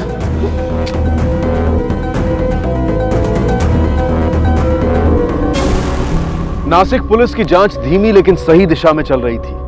भले ही उस झील में मिले लाश के टुकड़ों की पहचान अब तक नहीं हो पाई थी, लेकिन उन दोनों मुजरिमों का सुराग मिल चुका था और उम्मीद थी कि बहुत जल्द पुलिस उन तक पहुंच जाएगी। दूसरी तरफ पुणे पुलिस को यह समझ में नहीं आ रहा था कि अगर आरती ने आत्महत्या करने का फैसला किया था तो उसने ऐसा क्यों किया होगा। उसका पति उससे बहुत प्यार करता था, एक बच्चा था जिससे वो बहुत प्यार करती थी।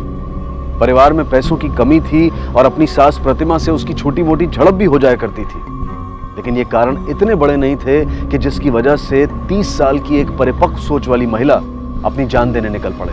कुछ भी साफ दिखाई नहीं दे रहा था, लेकिन इतना तय था कि कुछ और राज थे जिनका सामने आना अभी बाकी था। सर, आरती और माधव के कॉल रिकॉर्ड्स। सर, दोनों के बीच में 6 से 7 बार बात हुई है। सर, कुछ सेकंड से ज़्यादा बात नहीं हुई, ना ही कोई लेट नाइट कॉल्स। सर, दोनों के कॉल रिकॉर्ड देखकर लगता नहीं है कि दोनों के बीच में कुछ अफेयर जैसा है। लेकिन आरती की सास झूठ क्यों बोलेगी? आरती के कॉल रिकॉर्ड से एक बात सामने आई है सर। क्या बात? सर, यही कि आरती की माँ शारदा। व्हाट? आरती के कई कॉल शारदा को आ चुके हैं। शारदा ने हमसे ये क्यों कहा कि पिछले 10 साल से उसने आरती की आवाज तक नहीं सुनी? साहब, मुझे बहुत डर लग रहा है, हमारी मदद कीजिए। 10 बरस के बाद आज अचानक उसका फोन आया था। उसने हमसे झूठ क्यों बोला? जी, आपको कोई गलतफहमी हुई है। पिछले 10 साल से उसका कोई फोन नहीं आया, उस दिन पहली बार ही फोन आया था। शारदा जी, आपके पूरे कॉल रिकॉर्ड्स हैं हमारे पास, और ये बात आप भी अच्छी तरह जानती हैं कि आप हमसे झूठ बोल रही हैं। अब आप ही सीधी तरह से बता दीजिए कि क्या और क्यों छिपा रही हैं आप। जब वो घर से गई थी उसके 2 साल बाद ही पहली बार फोन आया था उसका। हेलो, कैसी हो माँ? आरती, कैसी है बेटा और कहाँ है तू?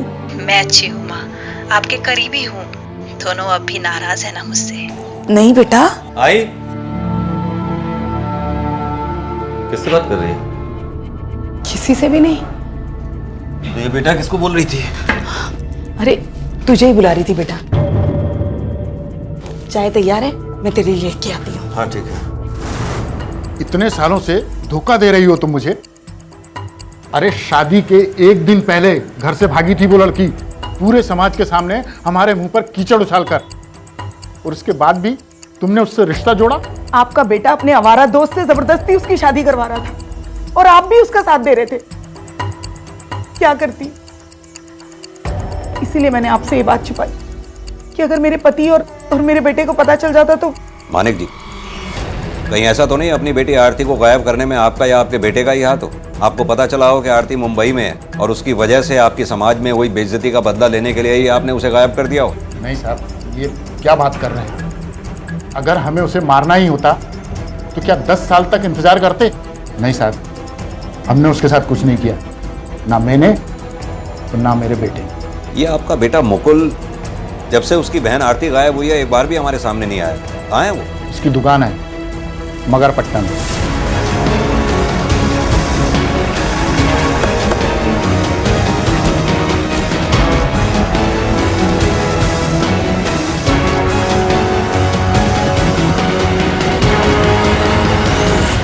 सर, मुकुल का फोन स्विच ऑफ बता रहा है, लेकिन उसका फोन हमारी आईटी टीम के रडार पर है। जैसे ही ऑन होगा हमें पता चल जाएगा सर। सर, इसके अलावा एक बात और। सर, नासिक पुलिस ने 2 लोगों की फोटो भेजी है 30-35 साल की किसी लेडी के मर्डर केस में। सर, ये देखिए। मर्डर केस के सिलसिले में इन दोनों की फोटोग्राफ? ये दोनों तो हमारे यहाँ 4-5 बार छोटी मोटी चोरी के सिलसिले में सजा काट चुके हैं। हाँ सर। सर, एक खास बात और। जिस दिन आरती गायब हुई थी उसके दूसरे दिन नासिक पुलिस ने एक लेडी के बॉडी पार्ट्स बरामद किए थे। हो सकता है वो बॉडी पार्ट्स आरती के हों। हाँ सर, हो सकते हैं, लेकिन सर उसके कुछ बॉडी पार्ट्स और सर गायब है, इसलिए उसको पहचानना मुश्किल है सर। इन दोनों की बॉडीज नासिक में ठिकाने लगाना और उसी दिन आरती का गायब हो जाना कोइंसिडेंस नहीं हो सकता। एक काम करते हैं तुषार, पहले इन दोनों को उठाते हैं। Right sir.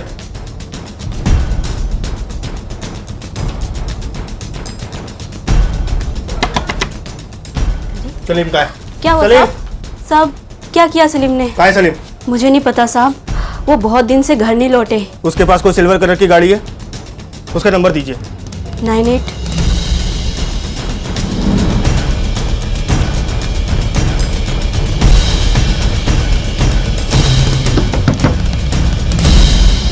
राजेश का घर यही है? जी सर। तुषार, कहाँ है राजेश? अब 2 दिन पहले बाहर गए हैं किस काम के लिए। राजेश के पास गाड़ी है? हाँ, वैन है। कौन से कलर की? सिल्वर।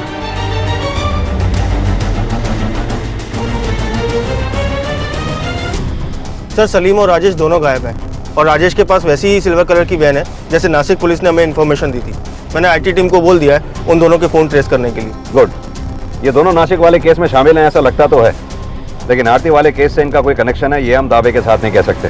एक काम करो तुषार, अपने सोर्सेज से कहो ये मुकुल के बारे में पता करवाएं, क्योंकि फिलहाल हमारा मेन सस्पेक्ट आरती का भाई मुकुल ही है। Okay sir. आरती का अपना सगा भाई मुकुल वो शख्स था जिसके डर की वजह से आरती की मां ने पूरे 10 साल तक किसी को भनक तक नहीं लगने दी कि आरती और उनके बीच टूटे हुए रिश्तों के तार फिर से जुड़ चुके हैं, उनके बीच बातचीत होती है। इसके अलावा मुकुल के ही डर से उन्होंने आरती के उस सुसाइड वाले फोन कॉल के बारे में भी किसी को नहीं बताया था, क्योंकि 10 साल का लंबा अरसा गुजर जाने के बाद भी मुकुल और उसके पिता ने आरती को माफ नहीं किया था। दूसरी तरफ नासिक में जिन 2 मुजरिमों ने आरती की लाश के टुकड़े करके उन्हें छिपाने की कोशिश की थी वो भी पुणे के ही थे। तो क्या आरती की हत्या के पीछे उसके अपने सगे भाई मुकुल का हाथ था? और अगर ऐसा था तो क्या इसमें उसके पिता भी शामिल थे?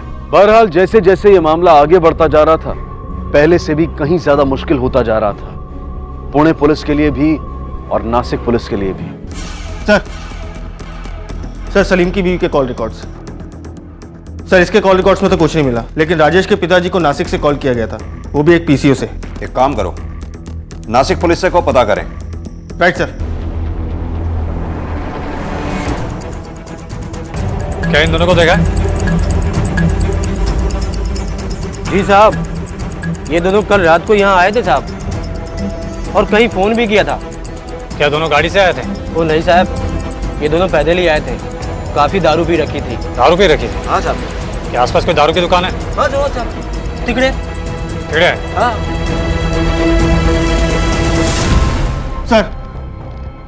सर मुकुल का फोन ऑन हुआ था, उसकी लोकेशन ट्रेस हो गई है, वो ऑन में है। एक काम करो, टीम को रेडी करो। सर।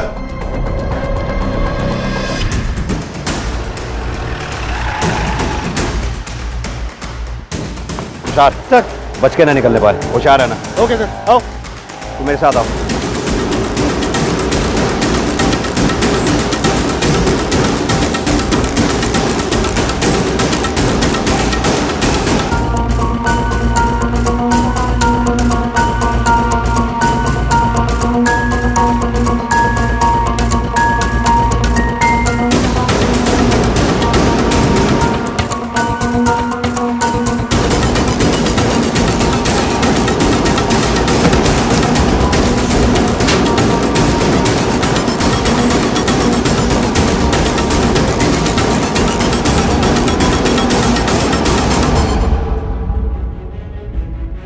सर इतनी इन्फॉर्मेशन तो मिली है कि वो लोग आसपास दिखाई दिए। वो दोनों पेशेवर मुजरिम हैं, उन्हें अंदाजा हो गया है कि हम लोग उनके पीछे हैं। राजेश ने अपने बाप को इस पीसीओ से कॉल किया था, इसका मतलब इस पीसीओ तक वो चलते आया था। लेकिन सर इतने बड़े पॉश एरिया में हम उन्हें ढूंढेंगे कैसे? इस पॉश एरिया में उनका कोई कनेक्शन तो नहीं रहेगा। एक काम करते हैं, इस एरिया के जितने भी लॉज है ना, चेक करते हैं।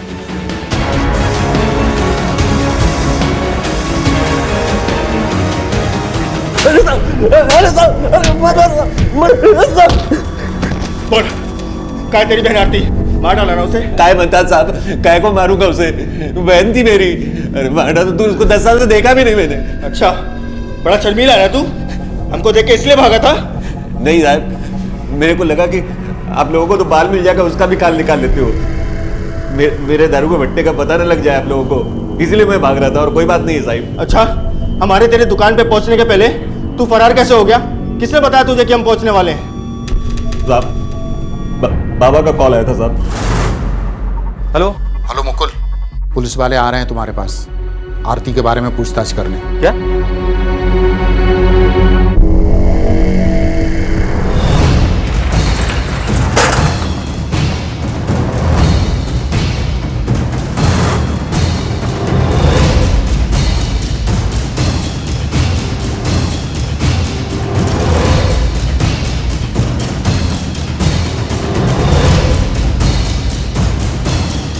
सलाम सर।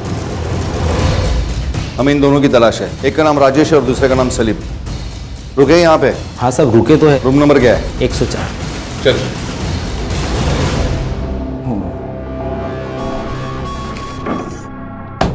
कौन है रे? साहब आपका ऑर्डर। आधा घंटा पहले ऑर्डर बोला, अभी लेके आया। आता हूँ, बाद में मेरे को खिलाना। अरे आएगा।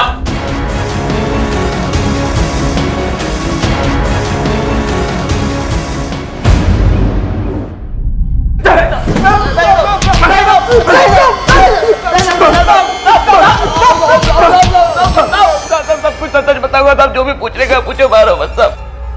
क्या क्या उस लाश के साथ? कहाँ हैं बाकी के टुकड़े? नहीं बताओगे, ऐसे नहीं बताओगे।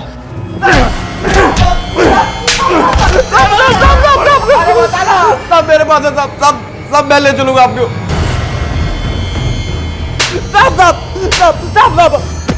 क्या दुश्मनी थी तेरी? अब बोल बोल। साहब हमारी कोई दुश्मनी थी उससे। साहब खुदा का तो हम लोग ने उसको नहीं मारा था। आपको तो खाली उसकी लाश को ठिकाने लगाने का कॉन्ट्रैक्ट मिला था। किसने दिया था लाश ठिकाने लगाने का कॉन्ट्रैक्ट? बोल। माधव ने साहब, माधव ने।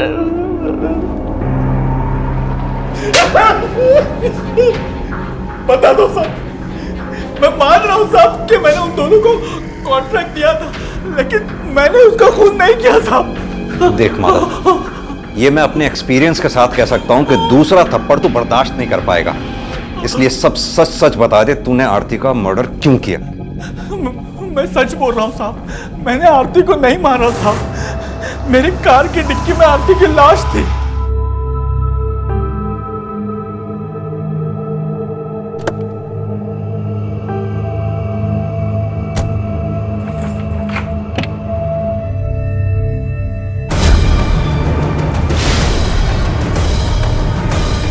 मैं डर गया था सर, बुरी तरह से डर गया था मैं लाश देखकर,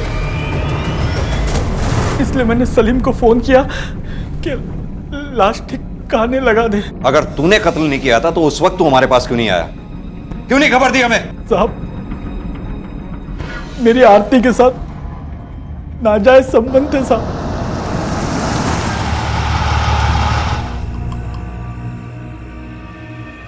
क्या हुआ माधव भैया, हम यहाँ पर क्यों रुके हैं? भैया सॉरी आरती, मैंने कभी तुम्हें उस नजर से देखा नहीं। क्या कह रहे हैं आप? मैं आपको भैया बुलाती हूँ। अगर सैया बुलाऊंगी तो क्या सैया हो जाऊंगा? तो भैया कैसे हुआ? क्या बकवास कर रहे हैं आप? ये सब योगेश को बताऊंगी। लॉक है, लॉक यहाँ से लॉक। ठीक है बताओ, जाओ योगेश को, मैं भी जाऊंगा, बोलूंगा लाओ मेरे 30 लाख रुपए। कहाँ से देगा? है ही नहीं उसके पास। फिर दुकान में हिस्सा देना पड़ेगा, तुम्हारा घर भी ले लूंगा मैं, सड़क पर आ जाओगी तुम, और तुम्हारा बच्चा भी। अरे अपने बच्चे के लिए इतना नहीं कर सकती? अगर अभी तुम यहाँ से गई ना तो याद रखना आरती, कल पूरा परिवार तुम्हारा सड़क पर होगा। तुम्हारी सासू माँ, तुम्हारा बच्चा, तुम्हारा पति, सब सड़क पे होंगे, याद रखना। अरे मान जाओ ना यार, एक टाइम की तो बात है। क्या मतलब? ठीक है तो हाँ, मैं भी वही सोच रहा था। You are very intelligent girl, कभी कभी कंप्रोमाइज करना पड़ता है। आरती अपनी मर्जी से मेरे साथ रिश्ता नहीं बनाया था, मैंने उसके साथ जबरदस्ती की थी साहब। लेकिन वो पहली बार आखिरी बार नहीं था। तू आरती के घर भी गया था, योगेश की गैर हाजिरी में गया था ना? हाँ, हाँ, हाँ, हाँ।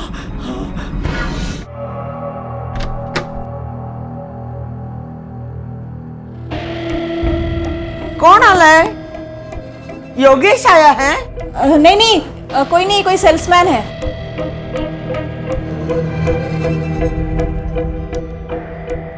यहाँ क्यों आए? प्यार करने मैंने कहा माची है अंदर, मैंने कहा माची है अंदर। छोड़ मुझे। अच्छा, मार्केट में एक पिक्चर आई है आरती और माधव की।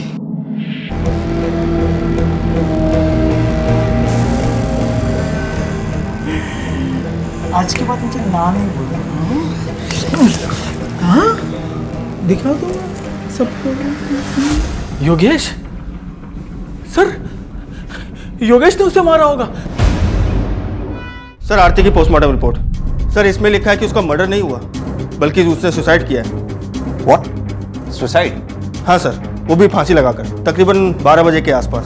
सर, उस वक्त योगेश और माधव दुकान पर थे। Are you sure? 100% सर, मैंने उनकी मोबाइल लोकेशन चेक की है और आसपास के लोगों से पूछताछ भी की। वो दुकान पर ही थे सर। आई पानी पी ले।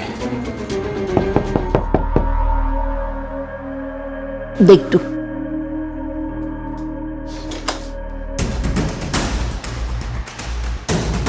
आरती के बारे में पता चला सर? नया पंखा कब लिया आई? सर, 1-2 दिन पहले। जब पिछली बार हम यहाँ आए थे तो ये पंखा यहाँ नहीं लगा हुआ था, याद आया प्रतिमा जी?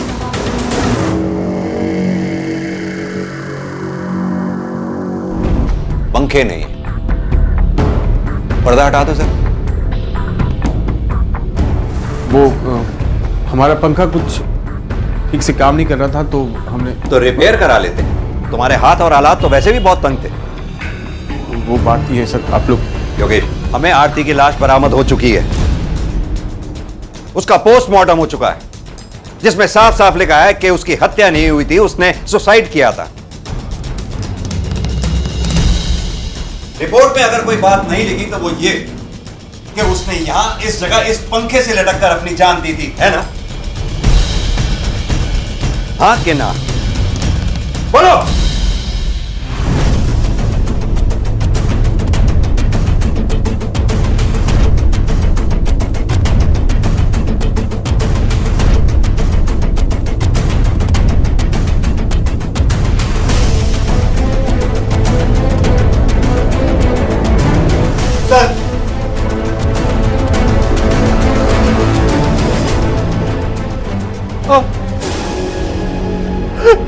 आरती ने हाथ में हत्या की थी सर। इसी कमरे में हाथ में हत्या की थी सर। मैं जब दुकान से घर पर आया सर, कर देखा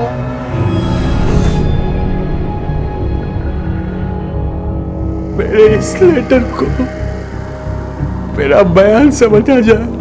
कई बार जिंदगी इतनी डरावनी हो जाती है कि मौत का डर दिल से निकल जाता है। मेरे साथ भी ऐसे ही हुआ है। मैं अपनी जान देने जा रही हूँ। कहीं आरती को आत्महत्या के लिए उकसाने के जुर्म में उन्हें सजा ना हो जाए। मैं आरती को वापस नहीं ला सकता था सर, लेकिन आई को बचा सकता था मैं। इसलिए मैंने वही करने की सोची। जो कुछ हुआ था सर, ये माधव की वजह से हुआ था। उसे माफ नहीं कर सकता था मैं सर, इसलिए। हाँ, 1 मिनट रुक। हाँ हाँ, रुक, आ रहा हूँ। हाँ,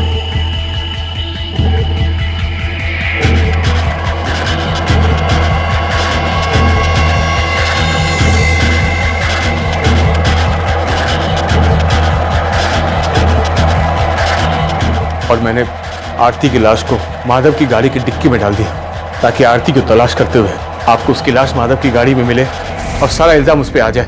लेकिन ऐसा हुआ नहीं, क्योंकि झूठ के रोशनदानों से सच की रोशनी कभी अंदर नहीं आती।